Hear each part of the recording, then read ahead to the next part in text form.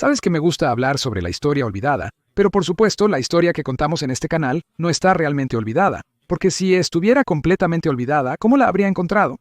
Pero ¿qué pasa si la historia se pierde de alguna manera y luego se redescubre, como por arte de magia? Como en 1938, cuando un pescador en Sudáfrica atrapó un pez que se pensaba que había estado extinto por más de 50 millones de años. El descubrimiento conmocionó y emocionó al mundo, cambió nuestra comprensión de las especies y la evolución, y redefinió el término historia olvidada, y es una historia que merece ser recordada. Jean-Louis Rodolphe Agassiz nació en Suiza en 1807, hijo de un clérigo protestante. Educado como médico, se convertiría en uno de los más grandes científicos naturales de su tiempo. Era reconocido por su meticuloso análisis de datos y especialmente por su enfoque sistemático como experto en taxonomía. Aunque hizo vastas contribuciones a muchas disciplinas científicas, una de las más importantes fue en ictiología, específicamente la taxonomía de los peces. Su contribución se derivó de su exhaustivo trabajo, investigación sobre peces fósiles, para la gigantesca obra publicada entre 1833 y 1843. Agassiz visitó museos por toda Europa, creando lo que se ha descrito como una obra magníficamente ilustrada, describiendo cientos de fósiles de peces y creando una taxonomía para clasificarlos. En un volumen de 1839 de la obra, describió una clase de peces basada en un fósil de una cola. Agassiz nombró a este fósil coelacanto, que significa espacio hueco, por las espinas huecas en el fondo. En griego, coela significa hueco y canthus significa espina. Aunque la especie original nombrada por Agassiz se llamaba Coelacanthus, Scientific American señaló en 2012 que los paleontólogos han descubierto docenas de especies diferentes de Coelacanthus desde entonces. Según la institución Smithsonian, los coelacanthos alguna vez fueron un gran grupo de aproximadamente 90 especies válidas distribuidas globalmente en aguas marinas y dulces. El Coelacanthus podría haber crecido más de 2 pies, pero otras especies variaban en tamaño, desde unas pocas pulgadas hasta más de 20 pies. Shelf Life, un blog del Museo de Historia Natural de los Estados Unidos, señala que el Coelacanthus más grande vivió hace 110 millones de años en los lagos y ríos del Cretácico de Sudamérica y África Occidental, que entonces eran un solo continente. Pero el registro fósil del género termina abruptamente. Scientific American continúa. Los fósiles de Coelacanthus siempre estaban en rocas de más de 70 millones de años. La falta de fósiles de coelacanthos en estratos más jóvenes llevó a los científicos a concluir que los coelacanthos se habían extinguido hace mucho tiempo. Según la institución Smithsonian, el registro fósil más reciente data de hace unos 80 millones de años, mientras que el más antiguo se remonta a aproximadamente 360 millones de años atrás.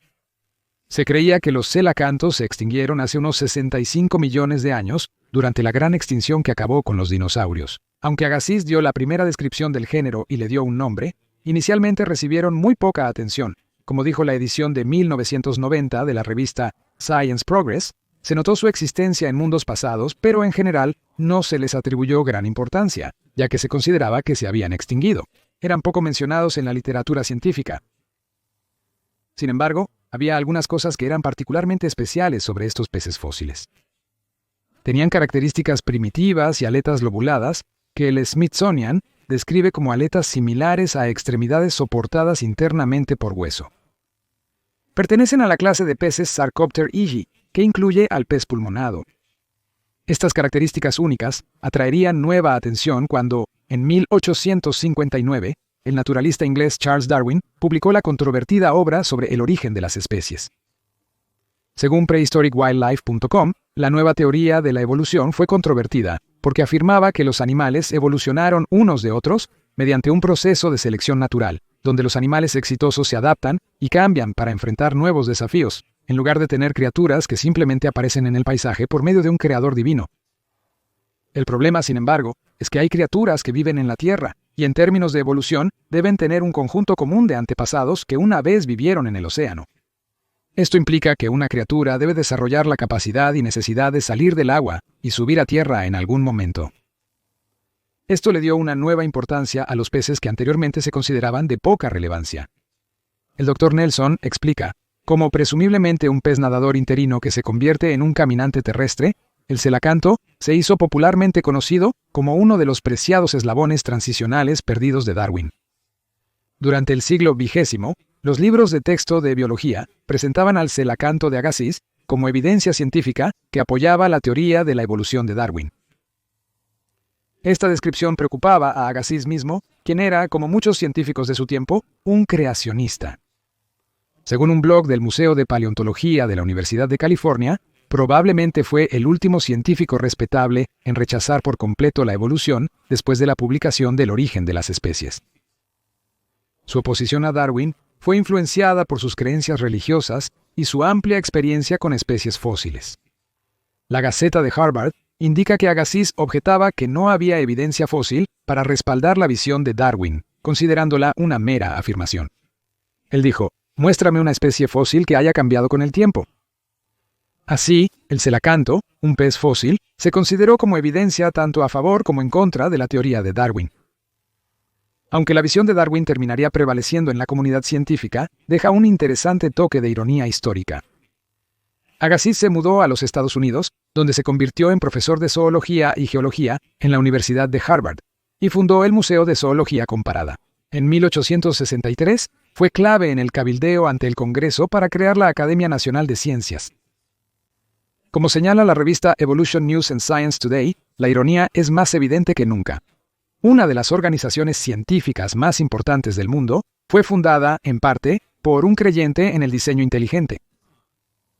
Existe bastante discusión dentro de la comunidad científica sobre las opiniones de Agassiz sobre la evolución y su impacto en el legado de uno de los científicos más influyentes de su época.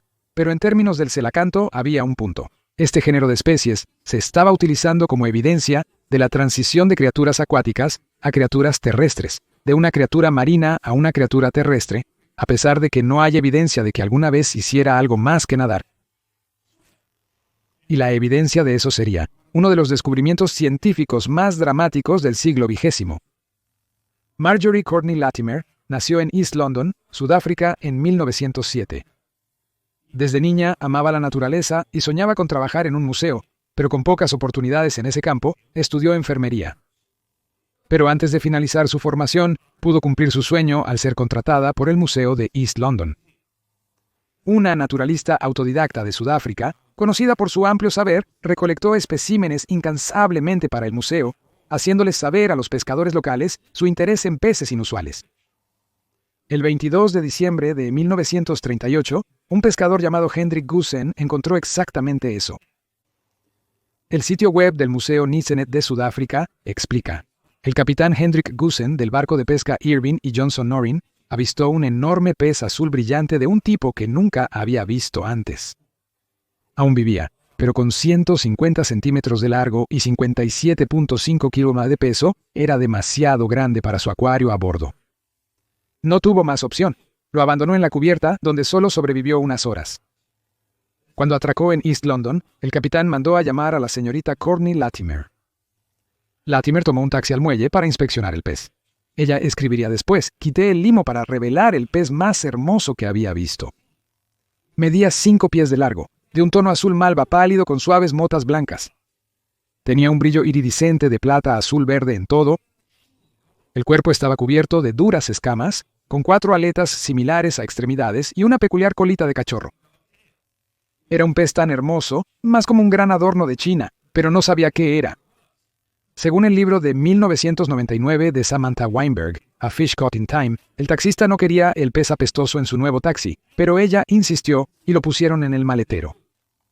Weinberg menciona que Latimer notó la similitud con peces que solo se encuentran como fósiles, pero escribió que pensó que no podía ser un pez fósil, ya que estaba vivo.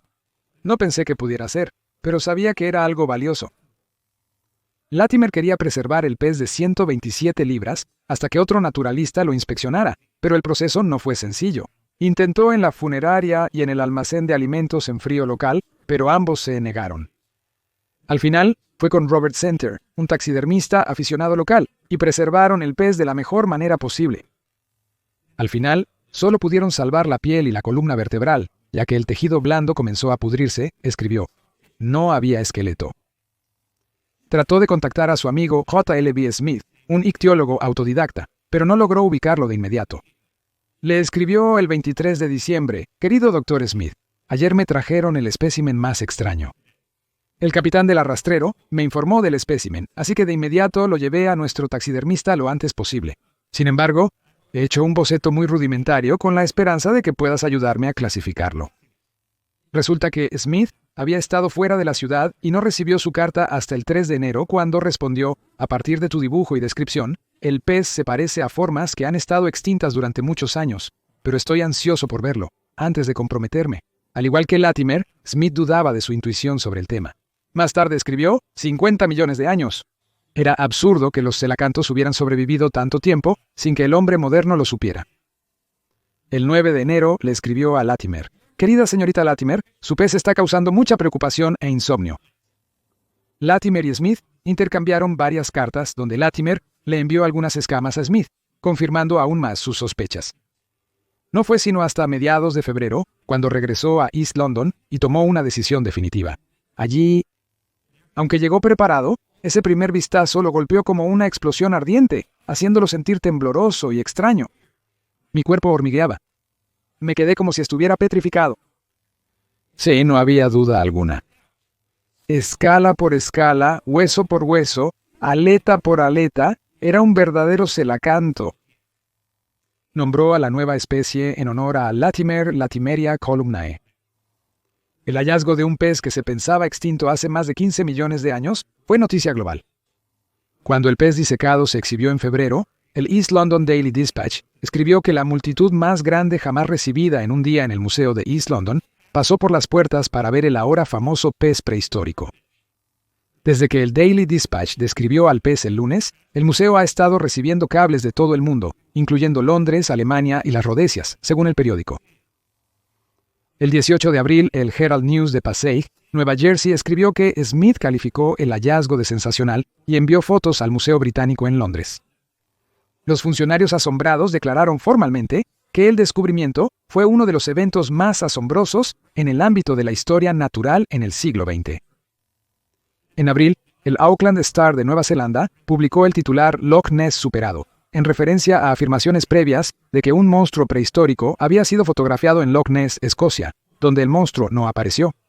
La estrella proclamó, «La decepción de Loch Ness ahora ha sido compensada por el triunfo de Sudáfrica al producir un ejemplo vivo de un grupo de peces que se consideraba que se habían extinguido hace 50 millones de años». La estrella, en línea con el Museo Británico, concluyó que el hallazgo es el descubrimiento de historia natural más impactante de este siglo. Aún así, Smith estaba decepcionado de que no se hubiera conservado el tejido blando del pez, ya que aún se desconocía mucho sobre el pez. Él y Latimer repartieron volantes por la costa de África Oriental, ofreciendo una recompensa por otro ejemplar. La búsqueda se retrasó por la Segunda Guerra Mundial, pero en 1952 un pescador en las Islas Comoras recuperó otro pez, despertando nuevamente la atención mundial. Shelf Life escribió, durante una transmisión de Radio Nacional, relató cómo abrió la caja y lloró al ver el gran pez frente a él, y volvió a llorar. El celacanto volvió a acaparar titulares mundiales, recibiendo cartas de apoyo. Un ictiólogo le escribió a Smith desde los Estados Unidos, «Ahora puedo morir feliz porque he vivido para ver al gran público estadounidense emocionado por los peces. Desde el ejemplar de 1952 se han recuperado muchos más, y se han encontrado poblaciones en la naturaleza, identificando ahora dos especies diferentes, el celacanto del Océano Índico Occidental y el celacanto indonesio». El pez vivo aportó una nueva visión al debate Darwin-Agassiz. El celacanto es un pez de mar profundo con aletas lobuladas que, según National Geographic, se mueven alternadamente como un caballo trotando. No se utilizan para caminar, pero algunos sospechan que pueden servir para mover algas marinas pesadas. En 2013, se secuenció el ácido desoxirribonucleico del celacanto y los científicos concluyeron que los celacantos y los peces pulmonados se habían separado de un ancestro común antes de que los peces pulmonados pasaran a la Tierra. Según el Smithsonian, los celacantos ocupan una rama lateral en la base del linaje de los vertebrados, relacionados pero distintos del ancestro de los vertebrados tetrápodos. Resulta que el celacanto no es tanto un eslabón perdido, sino un interesante pedazo de cadena extra. Aunque el celacanto suele describirse como un fósil viviente, una edición del 2012 de Scientific American dice que esa es una descripción inapropiada, ya que el celacanto ha continuado evolucionando incluyendo la evolución hacia las dos especies modernas que conocemos hoy. La mejor suposición de los científicos es que su último ancestro común fue hace alrededor de 200.000 años, y un estudio publicado el pasado febrero por la Universidad de Toronto determinó que el celacanto añadió unos 62 nuevos genes a encuentros con otras especies hace alrededor de 10 millones de años. Uno de los autores del estudio concluyó que el celacanto podría haber evolucionado un poco más lentamente, pero ciertamente no es un fósil. Más bien, el celacanto es un ejemplo clásico de un taxón Lázaro, es decir, un taxón o grupo que desaparece durante uno o más periodos del registro fósil, solo para reaparecer más tarde. El razonamiento no es seguro, pero la teoría más común es que el celacanto en el registro fósil vivía en pantanos y lagos de agua dulce, donde la fosilización es relativamente común. Cuando desaparecieron esos humedales, esas especies se extinguieron, mientras que los celacantos sobrevivientes eran, como hoy, peces de aguas profundas, donde era menos probable que hubiera fósiles. Y el celacanto tuvo un impacto cultural interesante, ya que la criatura de la icónica película de terror de 1954, Criatura del Lago Negro, fue, según el hijo del guionista, inspirada por el descubrimiento del celacanto, tanto como una criatura de la prehistoria que se adentra en los tiempos modernos, como un eslabón perdido entre el hombre y los peces. Pero el descubrimiento del pez que, como señaló Smith, sobrevivió 50 millones de años, desconocido para el hombre moderno, llevó a un resultado predeciblemente angustioso, y es que casi causó la extinción del celacanto. El pez estuvo casi al borde de la extinción, ya que los precios del mercado negro subieron hasta $2,000 la onza, impulsados por acuarios que buscaban especímenes vivos y practicantes de la medicina china que teorizaban que el fluido de la columna vertebral del pez que vivió en la época de los dinosaurios podría proporcionar inmortalidad. Como Samantha Weinberger citó a Latimer en su libro de 1999, quizás sea hora de que dejemos al celacanto en paz. Ojalá hayas disfrutado este episodio de El Historiador, breves relatos históricos de 10 a 15 minutos. Si te agradó, por favor dale clic al botón de me gusta.